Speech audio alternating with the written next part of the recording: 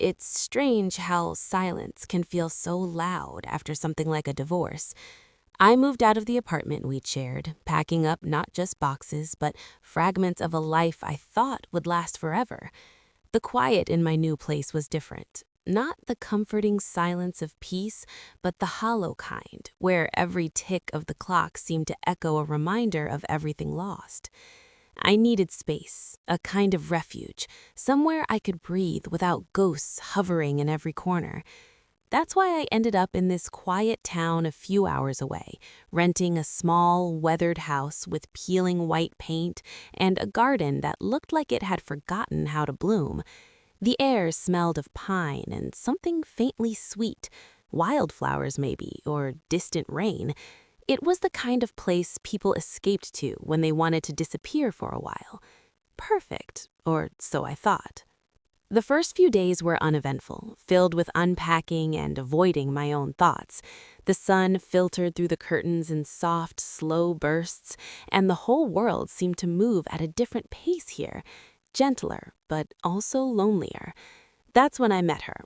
Not in a dramatic way, no grand introduction or fate-sealed moment. She was just there, on the other side of the thin wooden fence that separated our yards. I noticed her the morning after I arrived, watering a cluster of roses that stubbornly clung to life despite the neglect. She was humming something low and almost sad, and the sound felt like a thread weaving into the quiet around me. I caught her glance as I pulled weeds from my own garden patch. She gave a small nod, not quite a smile, and turned back to her flowers. It was awkward and brief, but it cracked the silence in a way that was unexpected. Over the next few days, the moments multiplied. Quick hellos across fences, shared glances at the mailbox, small acts of neighborly kindness, a borrowed cup of sugar, a dropped letter returned. The kind of ordinary things that start to fill the space left by something broken. I didn't know her name then. She never offered it, and I didn't ask. It felt better that way. A mystery, a possibility without pressure. We kept a polite distance, our interactions measured and careful. It was as if we both knew that life had dealt us fragile hands, and we were still figuring out how to hold them without dropping everything. There was an unspoken understanding in her quiet presence. I could feel it in the way she hesitated before speaking, in the soft weight of her voice when she finally did. She wasn't someone who rushed toward connection. She moved like the weather here, slow, shifting, and unpredictable. Sometimes cloudy, sometimes bright, but always real. One afternoon, I found her sitting on the porch steps with a battered old radio beside her, the kind with an antenna that stuck up like a thin finger pointing at the sky. The music was soft, a song I didn't recognize, but something about it made me pause. I said nothing at first, just sat down a few feet away. After a moment, she looked over and asked if I wanted to listen. I nodded, and for a while we sat in silence, sharing the sound of something beautiful without needing to explain it. That small moment planted something in me, curiosity maybe, hope, or just the faintest spark of connection.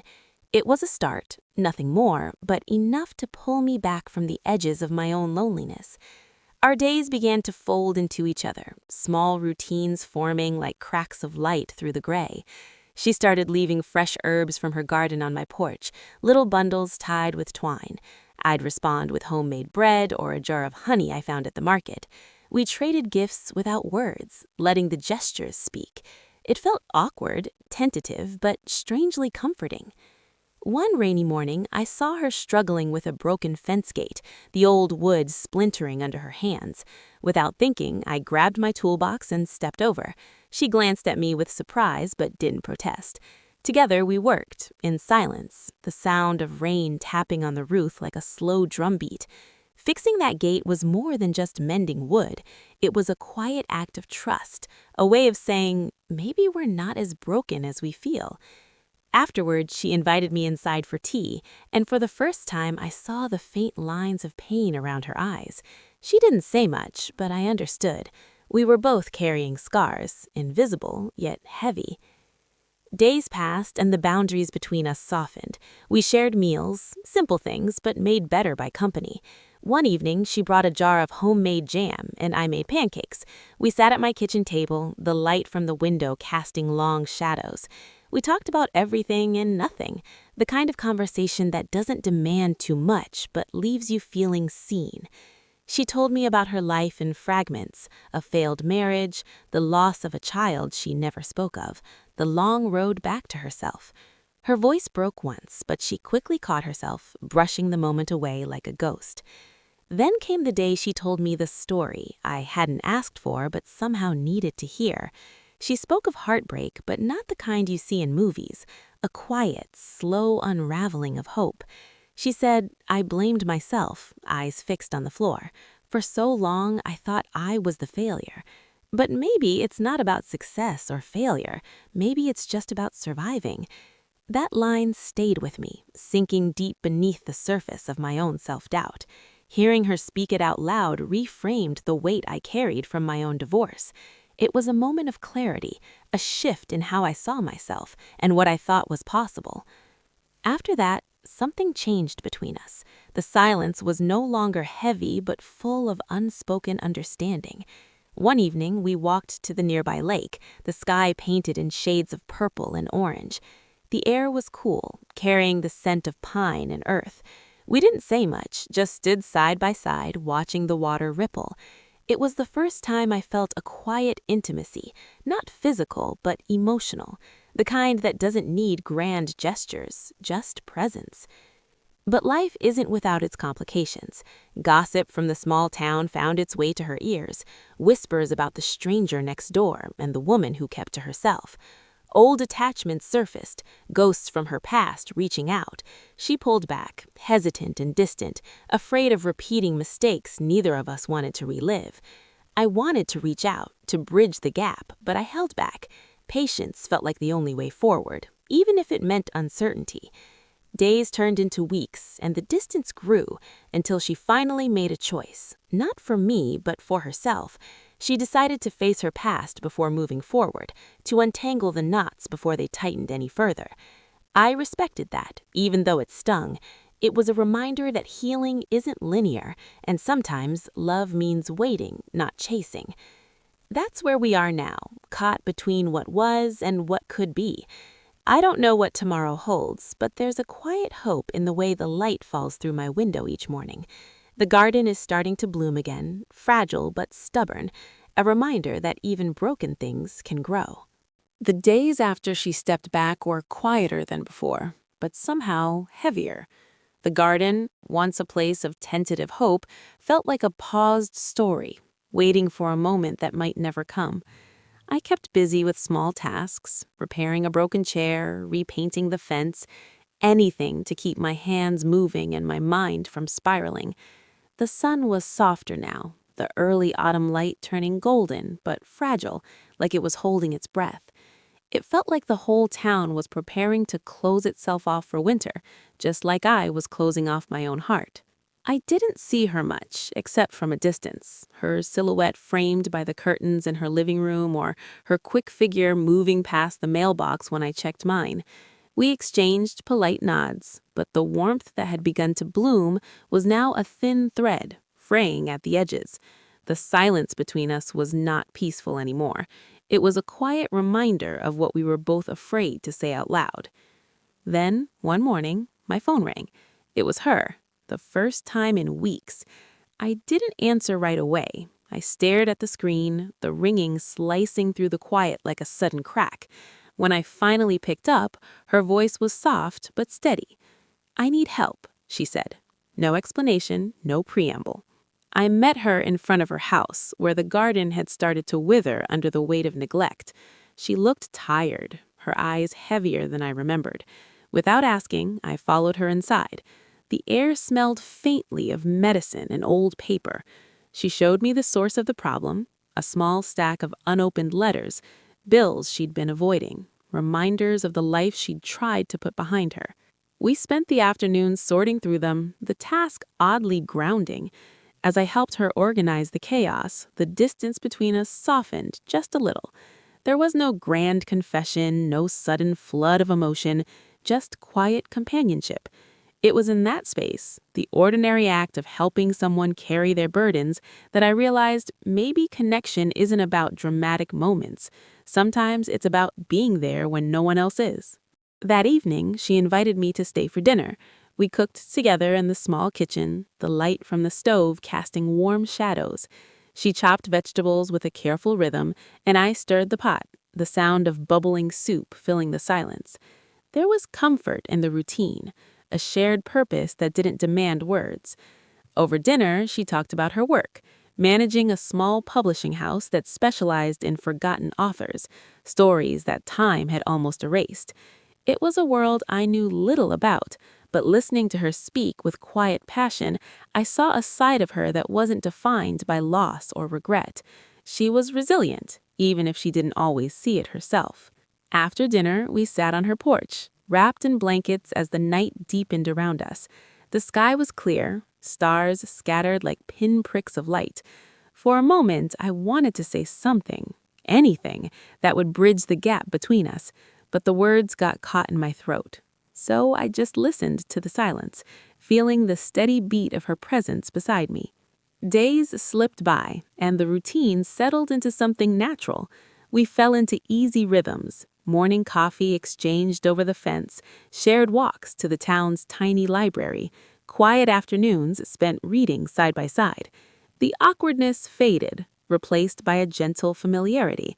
I started to notice the small things, the way she tucked her hair behind her ear when she was focused, the subtle smile that appeared when I caught her watching me. It was slow, like watching a flower unfold petal by petal. One rainy afternoon, she surprised me by showing up at my door with a battered umbrella and a shy grin. The sky was heavy with clouds, the first drops starting to fall.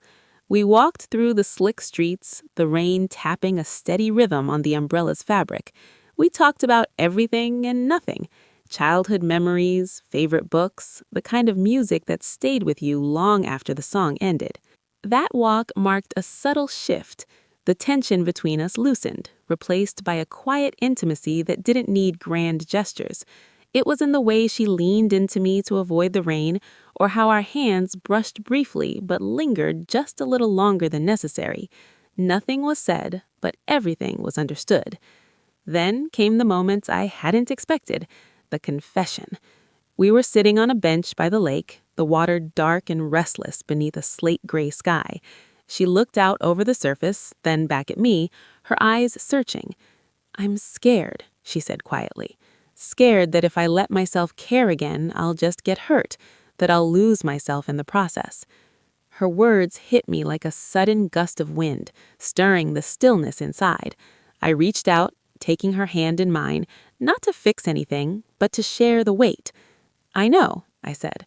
"I've been there too. But maybe it's not about never getting hurt. Maybe it's about learning how to stand back up." She squeezed my hand, a small but steady gesture. For the first time since I arrived, the future didn't feel quite so uncertain. But life, as always, has its complications. Rumors started to swirl. Whispers at the local coffee shop, half-heard conversations in the market. People questioned her choices, her sudden closeness to a stranger in town. The past she'd been running from wasn't done with her yet. One afternoon, she pulled away, her distance sharp and sudden. I saw the fear in her eyes. Fear not of me, but of what the world might say and what that could mean for her fragile peace. I wanted to reach out, to pull her back, but I knew better. Sometimes love means standing still, giving space. So I waited, even when it felt like the quiet was swallowing me whole. Now, as the leaves fall and the nights grow colder, we're both standing at a crossroads. I don't know where this path leads, but I'm learning that sometimes the most courageous thing is simply to be present, to hold space for someone else's pain while quietly tending to your own. The next morning, things felt different. Not awkward, but charged somehow, like we'd crossed a line neither of us had meant to cross, and now we were both pretending we hadn't noticed. She was on the dock when I got there, but she didn't turn around when she heard my footsteps. I sat down in my usual spot. The silence stretched out, but it wasn't comfortable anymore. It was loaded. "About last night," she started. "It's fine," I said quickly. "You don't have to explain anything.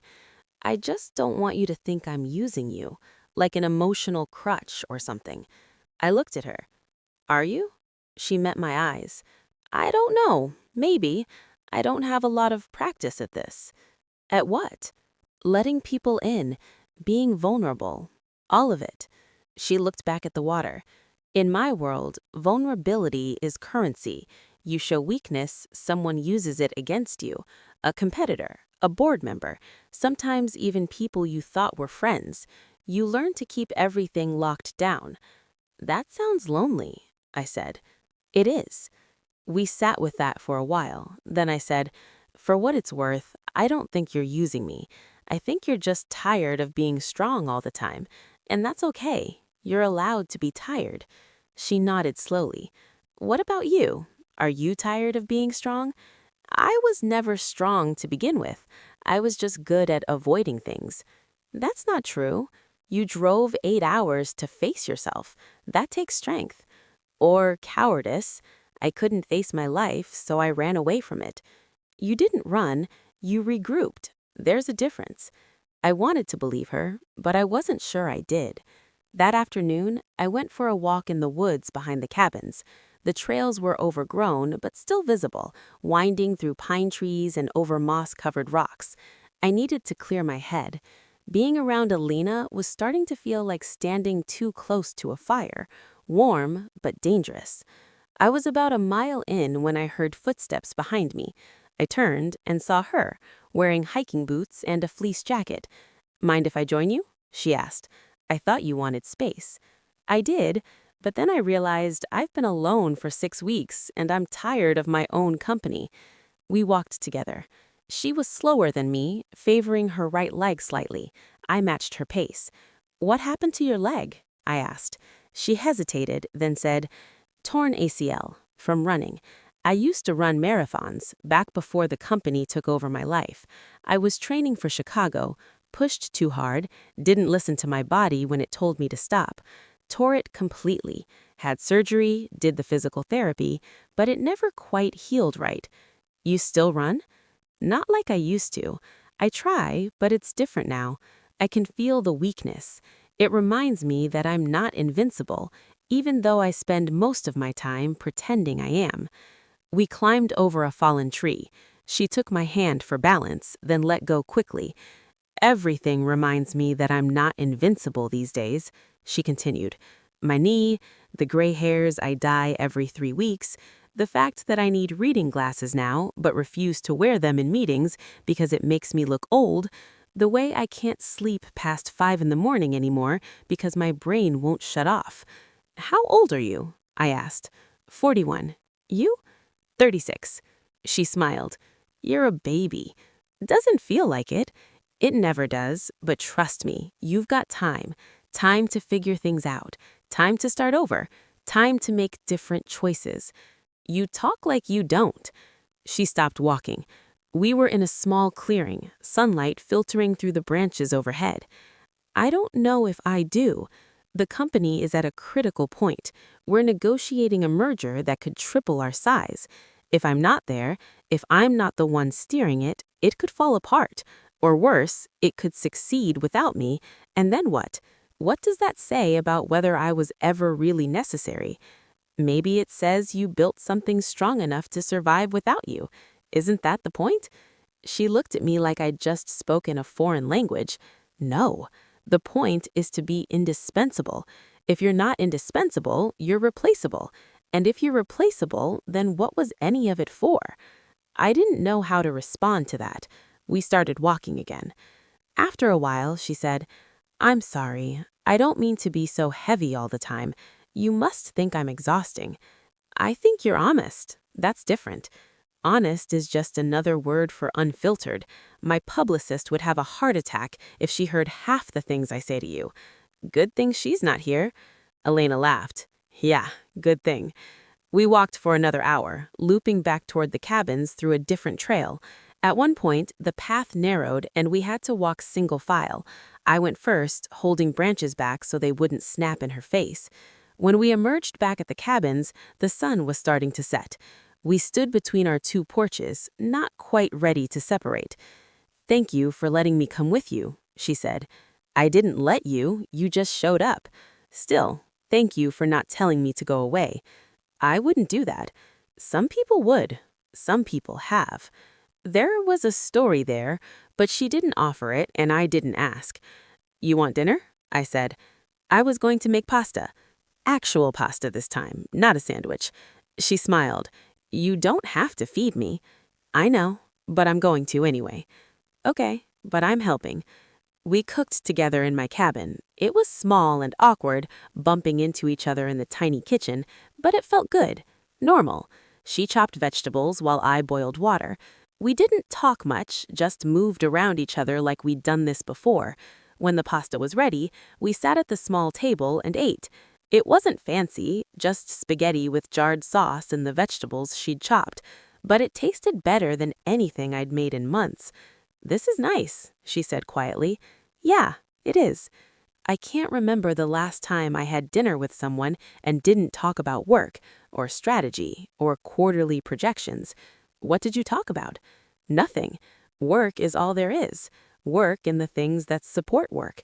Exercise so I have energy for work, sleep so I can function at work, relationships that fell apart because I chose work. "You were married?" She shook her head. "Engaged, actually. The first one ended because he wanted me to slow down, maybe start a family, and I wasn't ready. The second one ended because he couldn't handle that I made more money than him. He never said it directly, but I could feel it. The way he'd make little comments about my schedule, or how I was always on my phone, or how I cared more about the company than him." "Did you care more about the company?" She set down her fork. "Honestly, yeah, I did. Because the company never asked me to be smaller. It never resented my success. It never made me feel like I had to choose between being good at what I do and being lovable. That's not a choice you should have to make. Tell that to every man I've ever dated." We finished eating in silence. I washed the dishes while she dried. Our hands touched under the water once, reaching for the same plate, and we both pulled back like we'd been shocked. When the dishes were done, she stood by the door, hesitating. "I should go. Let you have your space." "You don't have to." "I do. If I stay, I'm going to say things I'm not ready to say, and you're going to be kind about it, and tomorrow will be weird." I looked at her. "What things?" She met my eyes. "Things like, I haven't felt this comfortable around someone in years, how I keep waiting for you to want something from me, and when you don't, I don't know what to do with that. How scared I am that this is just a temporary bubble, and when we both leave here, it'll disappear like it never existed." My heart was pounding. "Elena." "See? I told you. Too much." She opened the door. "Good night, David." "Good night." She walked back to her cabin, and I stood in the doorway watching her go. I wanted to call out, to tell her to come back, to say that I felt it too. But I didn't because she was right. This was a bubble, and bubbles always burst. That night, I lay in bed staring at the ceiling. I could see the light from her cabin through the trees. It stayed on until after 2 in the morning. The next day, she wasn't on the dock. I waited for an hour, then gave up and went for a drive. I needed to think. I drove into town, grabbed coffee at the diner, and sat in a booth by the window. The same woman from before walked in. She saw me and made a beeline for my table. "Mind if I sit?" she asked, already sliding into the booth. Actually, I was just leaving. "Won't take but a minute. I wanted to apologize if I came across as nosy the other day. That's not how I meant it. It's fine. It's just, we had a situation a few years back. A man rented one of those cabins. Turned out he was hiding from the law. Embezzlement or something. The owners felt terrible they didn't vet him better. So now we all just keep an eye out, community watch kind of thing. That's understandable. But I promise we're just here for some peace and quiet. See, that's the thing. I did a little research.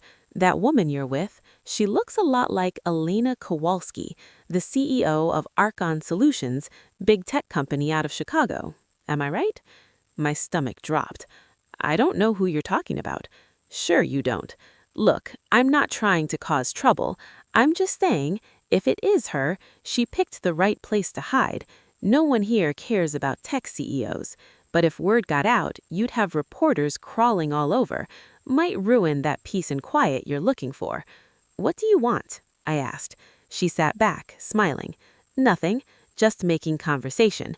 But you might want to let your friend know that small towns have long memories and big mouths, especially when there's a story to tell. She got up and left. I sat there, my coffee going cold, trying to figure out what to do. When I got back to the cabin, Elena was sitting on my porch steps. "Where were you?" she asked. "Town. Coffee." I sat down next to her. "We need to talk." I told her about the woman, about the research, about the thinly veiled threat. Elena listened with her arms crossed, her face unreadable. When I finished, she stood up. "I need to leave." "What? No, she's just a busybody. She's not going to do anything." "You don't know that. If she tells the wrong person, if it gets online, I'm done. The whole point of this was to disappear for a while. If I can't do that, then what's the point of staying?" "The point is that you're not ready to go back yet." "It doesn't matter if I'm ready. If people find out I'm here, the decision gets made for me." She started walking toward her cabin. I followed. "Elena, wait. Just wait." She spun around. "For what, David? For the inevitable? For the moment when my phone starts ringing and I have to explain to my board why I've been lying about where I am? For the press to show up and take pictures of me looking like this?" She gestured at herself. "Looking like what? Human?" "Weak. I look weak. No makeup, messy hair, wearing the same 3 outfits on rotation. This isn't the version of me people are supposed to see. The CEO is polished, put together, in control. This person?" She pointed at herself. "This person is none of those things." "Maybe that's okay." "It's not okay. It's never been okay. I have spent 20 years building a version of myself that people respect, that people trust, and I can't let some nosy small-town gossip tear that down because I made the mistake of thinking I could have one goddamn month to fall apart in private." Her voice broke on the last word. I stepped closer. "You're not falling apart." "Yes, I am. I have been since the moment I got here, and you've been watching it happen, and I hate that. I hate that you've seen me like this." "Like what? Real?" "Pathetic." The word hung between us. "You're not pathetic," I said quietly. "You're just tired and scared and trying to figure out who you are when no one's watching. That's not pathetic. That's brave." She looked at me, and I saw tears streaming down her face. She wiped them away angrily. "I don't cry. I don't do this." "Maybe it's time you did." She shook her head. "If I start, I won't stop." "Then don't stop. Just let it out." And she did. She collapsed forward and I caught her, and she sobbed into my chest while I held her. We stood there in the space between our cabins while she cried years of exhaustion and pressure and loneliness into my shirt.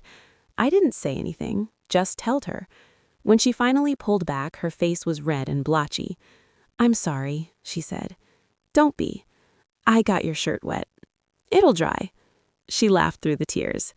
"God, I'm a mess." "You're human. There's a difference."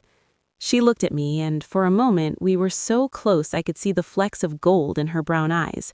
My heart was racing. I wanted to kiss her. I could tell she was thinking the same thing. But neither of us moved because we both knew what that would mean, what it would change. She stepped back. "I should pack."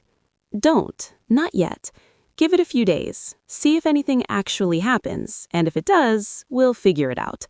"We?" "Yeah, we." She studied my face. "Why do you care so much?" "Because I know what it's like to run from something you're not ready to face, and I know what it's like to have no one in your corner. You shouldn't have to do this alone." She was quiet for a long moment. Then she nodded. "Okay, a few more days. But if anything happens, if anyone shows up, I'm gone." "Deal." She went back to her cabin, and I went back to mine. But I stood at the window for a long time, watching the light in her window, wondering what the hell I was doing. I came here to be alone, to figure out my own mess, and somehow I'd gotten tangled up in someone else's. But as I stood there, I realized I didn't mind. For the first time in months, I felt like I mattered, like I had a purpose, even if that purpose was just standing between Elena and the world that wanted to pull her back before she was ready. 3 days passed. The woman from town didn't come back. No reporters appeared, no phone calls. The world left us alone, at least for now. Alina started to relax again, but something had shifted between us. We were more careful now, more aware of the space we occupied, the words we chose, the moments our hands almost touched. On the 4th morning, she was back on the dock. I brought coffee this time, 2 mugs. She took one without a word. We sat and watched the sun come up, steam rising from our cups into the cold air. "I've been thinking," she said. "About what?" "About what happens when this ends, when we both have to go back." I didn't say anything. I'd been avoiding that thought. "I go back to Chicago," she continued, "back to the office, the board meetings, the pressure, back to being the version of myself that everyone needs. And you go back to wherever you're from, back to your life." "Pittsburgh," I said. "I'm from Pittsburgh." "Pittsburgh, that's what, 8 hours from Chicago?" 7 if you don't hit traffic. She nodded slowly. 7 hours is far. "It doesn't have to be." She looked at me. "What are you saying?" "I'm saying maybe this doesn't have to end just because we leave here. Maybe we stay in touch. Maybe we figure out how to be part of each other's lives in the real world." "David, you don't understand. My real life doesn't have room for this, for you, for anything that isn't work. I've tried before, and it never works. I become the person who cancels plans, who forgets birthdays, who's always on her phone during dinner. I don't want to do that to you." "What if I'm okay with that?" "You say that now, but 6 months from now, when I've canceled on you for the 10th time, when you realize that I'm never going to be able to put you first, you'll resent me. And I can't handle watching another person I care about look at me like I'm the problem." "You're not a problem, Alina." "Yes, I am. I'm a workaholic with commitment issues and a company that demands everything I have. That's not relationship material. That's a liability." I set my coffee down. "You know what I think? I think you're scared. Not of the work, not of the pressure. You're scared that if you let someone in, really in, they might ask you to choose. And you're terrified you'll choose wrong." She stared at me. "That's not fair." "Maybe not, but it's true." She stood up abruptly. "I need to go." "Alina, wait." But she was already walking back to her cabin. I watched her go, frustration building in my chest. I'd pushed too hard, said too much. That afternoon, I chopped wood to burn off the energy. The repetitive motion helped clear my head. I was halfway through the pile when I heard her voice behind me. "You're right." I turned. She was standing at the edge of the yard, arms wrapped around herself. "About what?" "About being scared. About all of it." She walked closer. "I've spent my entire adult life building walls, keeping people at a distance, telling myself it was necessary, that it was the price of success. But the truth is, I'm just afraid." I set down the axe. Afraid of what? Of failing, of letting people down, of being ordinary. My whole life I've been running from the idea that I might not be special, that everything I've built might not matter. And if I let myself want something other than work, if I let myself want you and it doesn't work out, then what? Then I'm just someone who sacrificed everything for nothing. Or, I said quietly, you're someone who finally let yourself want something real. She closed the distance between us. We were standing so close I could feel the warmth radiating from her body. "I don't know how to do this," she whispered. "Do what?" "Let someone matter, be vulnerable, want something I can't control." "You don't have to know how, you just have to try." She reached up and touched my face, her fingers cold against my cheek. "What if I mess this up? Then we'll figure it out, together." She kissed me. It was soft at first, hesitant, like she was testing whether this was real, then deeper, more certain. I pulled her closer and she wrapped her arms around my neck, and for a moment, nothing else existed, just her and me and the quiet sound of wind through the trees. When we finally pulled apart, we were both breathing hard. "I'm still leaving in 2 weeks," she said. "I know. And I still don't know if I can give you what you deserve. Let me decide what I deserve." She searched my eyes, looking for doubt. I didn't give her any. "Okay," she said. "Okay." We went inside my cabin and spent the rest of the day tangled up in each other. Not just physically, though there was that too, but talking, really talking, about everything we'd been holding back. She told me about the merger, about the pressure from the board, about the younger executive who was positioning himself to take her job if she showed any weakness. I told her about my marriage, about the guilt I still carried, about the fear that I'd never be enough for anyone. As the sun set, we lay on the couch, her head on my chest, my fingers running through her hair. "This feels dangerous," she said softly.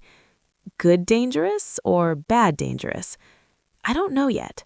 The next week passed in a blur. We stopped pretending we were just neighbors. We cooked together every night, took walks through the woods, sat on the dock until the cold drove us inside. She started smiling more, laughing more. The hard edges that had been there when she arrived began to soften. One night, we were sitting by the fire in my cabin when her phone rang. She looked at the screen and her whole body tensed. "I have to take this," she said. She stepped outside. I could hear her voice through the window, professional and clipped. The Elena I'd come to know disappeared, replaced by the CEO. When she came back in, her face was pale. "What happened?" I asked. "The merger is falling apart. The other company is getting cold feet. My COO can't close it without me. The board wants me back immediately." "What did you tell them?" "That I'd be there Monday. That gives me 4 days." 4 days. The words hit me like a punch. "You don't have to go back yet. You still have a week left on the cabin." "I can't hide anymore, David. The company needs me. 240 jobs are on the line. If this merger doesn't happen, we'll have to do layoffs. I can't let that happen because I was too selfish to cut my vacation short." Taking care of yourself isn't selfish. It is when other people are depending on you. She sat down next to me. I knew this was coming. I just hoped I'd have more time. "So what happens now, with us?" She took my hand. "I don't know. I want to say we'll make it work, that we'll find a way to see each other. But the truth is, once I'm back in that world, I won't have time to breathe, let alone maintain a long-distance relationship with someone I've known for 3 weeks. So that's it? We just ended here?" I didn't say that.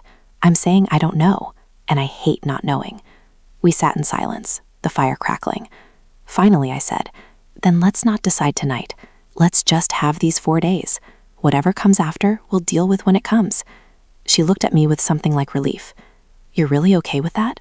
With not knowing?" "No, but I'd rather have 4 uncertain days with you than nothing at all." Those 4 days were bittersweet. We moved through them like we were trying to memorize everything. The way the morning light hit her face, the sound of her laugh, the feeling of falling asleep next to someone who understood the weight you carried. On the last night, we drove into town and had dinner at the small diner. The woman who'd recognized Elena was there. She looked at us, started to approach, then seemed to think better of it and stayed at her table. We ate burgers and fries and talked about nothing important. Favorite movies, childhood memories, the kind of easy conversation that felt like a luxury. When we got back to the cabins, we sat on the dock one last time. The water was still, reflecting the stars perfectly. "I'm going to miss this," Elena said. "The lake?" "All of it. The quiet, the simplicity. You. I'm 7 hours away. That's not that far. It's not the distance. It's the person I become when I leave here. That person doesn't have time for this, for us. What if you didn't become that person? What if you went back and set boundaries? Made time for your life, not just your work?" She shook her head. "You make it sound easy. I know it's not, but you're the CEO. You have power. You can choose to use it differently. And if I can't, if the company falls apart because I'm not willing to sacrifice everything anymore, then maybe it wasn't worth having in the first place." She looked at me sharply. "You don't mean that." "Don't I? Elena, you built something incredible, but what's the point if it costs you everything else? If you can't have a relationship or a life outside work, or even just a peaceful morning watching the sunrise without feeling guilty about it. The point is that 240 people have jobs, that we're innovating in our field, That I proved everyone wrong who said I couldn't do it. And you did. You've already proven it. So what are you still trying to prove? She didn't answer. We sat in silence until the cold became unbearable. That night, she stayed in my cabin. We didn't sleep, just lay there holding each other, watching the hours tick by until morning. When the sun came up, she got up quietly and started getting dressed. I watched from the bed. "You don't have to leave this early. Your flight isn't until this afternoon." "I know, but if I stay, I won't be able to go." She finished dressing and sat on the edge of the bed. "Thank you for these weeks, for seeing me when I couldn't see myself." "Elena, let me finish. I don't know what happens next. I don't know if I can be the person you need me to be, but I want you to know that this mattered. You mattered." I sat up and took her hand. "This doesn't have to be goodbye." "Maybe not, but it has to be something like it, at least for now." She kissed me one last time, soft and sad and full of things we couldn't say. Then she left. I heard her car start, heard the gravel crunch as she drove away, and then there was just silence. I stayed at the cabin for the rest of the week. I'd paid for it, and I didn't have anywhere else to be. The dock felt empty now. The mornings felt hollow. I tried to tell myself it was better this way, that we'd saved ourselves the pain of trying and failing, but I didn't believe it. On my last day, I was packing up when I heard a car in the driveway. For a wild moment, I thought it might be her, that she'd come back, but it was just the cabin owner, stopping by to check on things. "How was your stay?" he asked. "Quiet," I said. "That's what people usually want." I nodded. As I drove away, I looked at her cabin one last time. The shutter I'd fixed was still there, solid and straight, a small mark that I'd existed in her life, even briefly. 3 weeks passed. I went back to Pittsburgh, back to my empty apartment, back to freelance work and conference calls and the slow rebuild of a life I'd put on pause. I didn't hear from Elena. I told myself that was fine, that we'd both known what this was, but I checked my phone more than I should have, hoped for a text that never came. Then, on a Thursday afternoon, my phone rang. Unknown number. "Hello? David? It's Elena." My heart stopped. "Hey, how are you?" "I'm okay. Busy. The merger went through. We closed it last week." "That's great. Congratulations." "Yeah, thanks." Silence. Then she said, "I'm in Pittsburgh." "What?" "I'm in Pittsburgh. I have a meeting here tomorrow with a potential client, and I was wondering if you wanted to get dinner tonight." I couldn't breathe. "Yes, yeah, absolutely." We met at a restaurant downtown.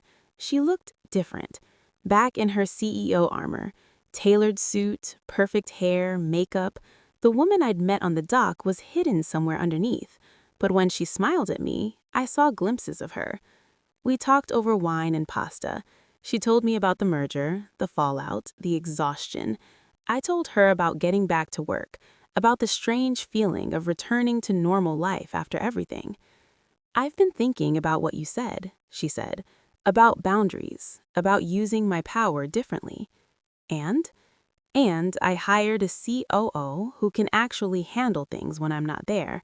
I told my board I'm taking every other Friday off. No calls, no emails. Just time." That's huge. It's terrifying, but it's also necessary. I realized something after I left the cabin. I spent 20 years building a company because I was afraid of being ordinary, but somewhere along the way, I forgot to build a life. And I don't want to wake up at 60 and realize I spent everything I had on something that never loved me back. She reached across the table and took my hand. "I don't know if I can be good at this, at us. I'm still going to work too much. I'm still going to be difficult, but I want to try, if you still want to." I squeezed her hand. "I want to. It's going to be messy. 7 hours apart, different schedules. I can't promise it'll work. I'm not asking for promises. I'm asking for a chance." She smiled, the real smile, the one from the dock. "Okay, a chance." We left the restaurant and walked through the city. It was cold, the first real cold of autumn. She leaned into me and I wrapped my arm around her. "Can I ask you something?" she said. "Anything." "That morning on the dock, the first day we met, why did you sit down? You could have just walked away. I thought about it. Because you looked like I felt, lost. And I figured if we were both lost, at least we could be lost together for a while. She stopped walking and looked up at me. I'm glad you stayed. Me too. We stood there on a busy Pittsburgh street, people moving around us, the city humming with life, and for the first time in a long time, I wasn't thinking about what I'd lost. I was thinking about what I'd found. 6 months later, things weren't perfect. They never are. Elena still worked too much. I still had bad days where the divorce felt fresh. We fought about her schedule, about my tendency to withdraw when things got hard, about the distance and the logistics, and all the normal things couples fight about. But we also had good days. Weekends where she'd drive to Pittsburgh or I'd go to Chicago. Mornings on the phone before she went into the office.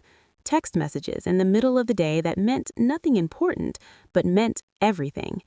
She came back to the cabin with me that spring. We sat on the dock, our feet in the water, watching the sunrise the way we had that first morning. Do you ever regret it? Going back? Trying to make this work? Do you? She thought about it.